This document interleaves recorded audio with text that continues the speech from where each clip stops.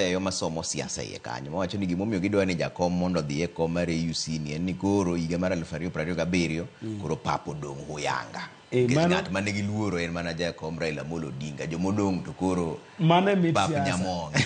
Mane mit siasa, gima mano mit siasa. Nikech iparo ni ng'e pach jakom. Adhi weya gi kanyo. Inino ni samoro idwa mondo idhire kama mondo mi eke tim gimoro kane jakom bedo maonge. Jakom oselonyo siasa ni endi kendo osebedo koloko siasa iga ka iga.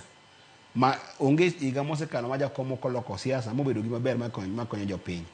Lakini jogo eko be ok ayie kodgi nikech apani ginya bedo ngo mana siasa, nikech siasa mane kit siasa, lakini apani ka ng'iyo pach jatelo miluongo ni Ruto, nikech kawuono nantiere State House. By the way, kawuono mokwongo donjo State House nyaka ni. Babe nyaka ni donjo jakom nyaka na nyuola. Pok na donjo State House. An jakom mano nyisa ni wadhi kod an nawe kata kad. Jakom mano pok ogona simu ni to umi go rin kanyi. Koro biana serena ka. Ka dhi serena iro jakom madho chai. To awuok kode to adhi State House.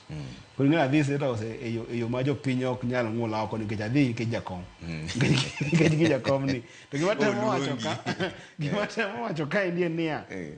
Ka awinjo kaka ne Ruto wuoyo, ker marwa ma Ruto ne wuoyo. To kaka ne Rigiji wuoyo. Gimba pane gineno opportunity mantiere. Ma jakom bedo jatend AU.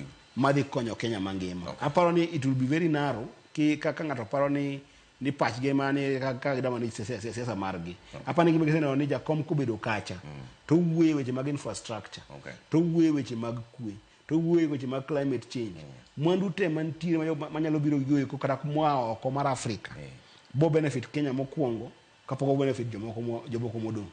Erokamano ahinya wendo modhi alendo Eddie Oketch, Senator ma Migori, koro wacho ni